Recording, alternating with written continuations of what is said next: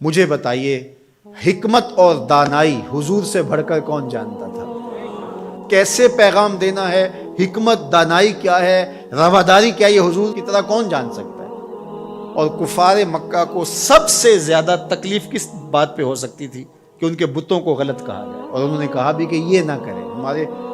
بتوں کو غلط نہ کریں، بلکہ حضور کے چچا کے پاس آئے، جناب ابو طالب کے پاس، کہ آپ اپنے بھتیجے کو سمجھائیے کہ ہمارے بتوں کے خلاف بات نہ کریں، انہیں کوئی دولت چاہیے تو بتائیں، انہیں کسی خاتون سے نکاح کرنا ہے تو بتائیں، انہیں تخت و تاج چاہیے تو بتائیں، لیکن ہمارے بتوں کو غلط نہ کہیں۔ تو حضور کے چچا حضور کے پاس آ کر کے کفار کی یہ بات سنانے لگے، تو آقا کریم نے کیا کہا؟ یا امی لو وضع الشمس فی یمینی والقمر علی یساری، میرے چچا اگر یہ سورج کو میرے دائیں ہاتھ پہ رکھ دے اور چاند کو میرے بائیں ہاتھ پہ رکھ دیں، اگرچہ ان کے لیے ممکن نہیں ہے، لیکن اگر یہ کر گزریں اور کونین کے خزانے میرے قدموں میں رکھ دیں، میں بتوں کو پھر بھی غلط کہتا رہوں گا، بتوں کو پھر بھی جھوٹا کہتا رہوں گا۔ میں آپ کو یہ بات بتانے جا رہا ہوں وہ یہ کہ کفار مکہ کو سب سے زیادہ تکلیف اس بات کی تھی کہ کوئی ان کے بتوں کو غلط کہے، اور حضور سے بڑھ کر حکمت کون جانتا تھا؟ تو چلو اس بات کو آخر میں رکھ لیا جاتا، لیکن حضور جانتے تھے دین کی بنیاد ہی یہی ہے، کانٹے بچھتے ہیں، گڑے کھدتے ہیں، جو بھی ہوتا ہے ہوتا رہے، لیکن لا الہ ہمارے کلمے کا آغاز یہاں سے ہوگا، پھر الا اللہ کہیں گے، پوری کائنات بچھ جائے تمہارے لیے، تمہیں آسان قرضے دے دے، تمہارے قرضے معاف کر دے، اس شرط پر کہ تمہاری رواداری اس طرح ہو کہ تم غلط کو غلط نہیں کہو گے، تو ہمیں یہ شرط قبول نہیں کرنی چاہیے۔ مختلف ادوار کے اندر ہر حکمران یہ کرتا ہے کہ وہ رواداری کے نام سے شریعت کی حدود سے تجاوز کرنا چاہتا ہے۔ شریعت کسی کے گھر کی لونڈی نہیں ہے، میرے محبوب کا لایا ہوا نظام۔ 25 دسمبر ہو یا کوئی اور دن، ہولی ہو یا دیوالی یا کوئی اور موقع ہو،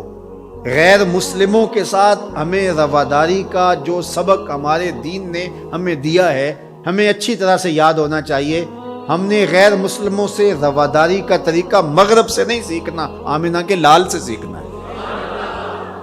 تو ہمیں کبھی بھی اس عقیدے سے انحراف نہیں کرنا چاہیے۔ ہمارے آیان اقتدار، ہمارے کار پرداز ذمہ دار حکومتوں کے تخت و تاج کے مالک مختلف ادوار کے اندر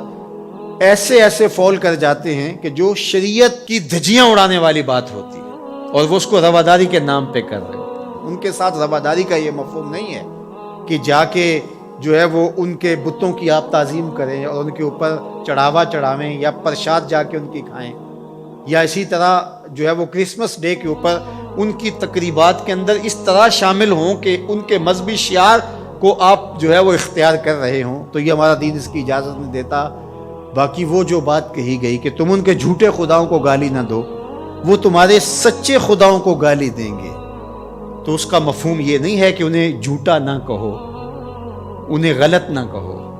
بلکہ یہ ہے گالی نہ دو۔ سب و شتم سے روکا گیا ہے۔ گالی دینا شائستگی نہیں ہوتی،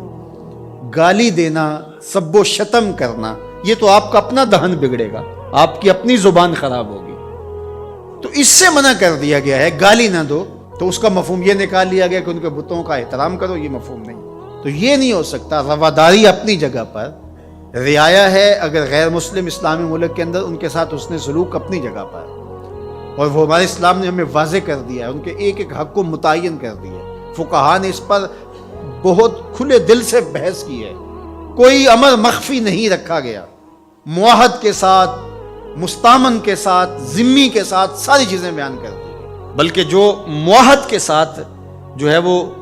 زیادتی کرتا ہے تو قیامت کے دن اس کا مقدمہ حضور لڑیں گے۔ یہ ہمارے دین نے ہمیں بیان فرمایا، زیادتی نہیں ہے، لیکن اس کا یہ مطلب نہیں ہے کہ جو ہے وہ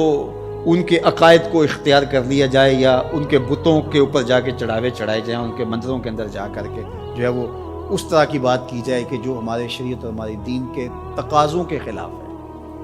تو ہمارے دین کا آغاز نفی سے ہوتا ہے، لا الہ، اس کے بعد ہے الا اللہ، اللہ کے علاوہ کوئی معبود نہیں ہے، اللہ ہی معبود حقیقی ہے، وہی معبود برحق ہے۔ ہماری پیشانیاں صرف اس کے حضور جھکیں گی۔ اس کے علاوہ ہماری پیشانی کسی کے آگے سجدہ ریز نہیں ہوگی۔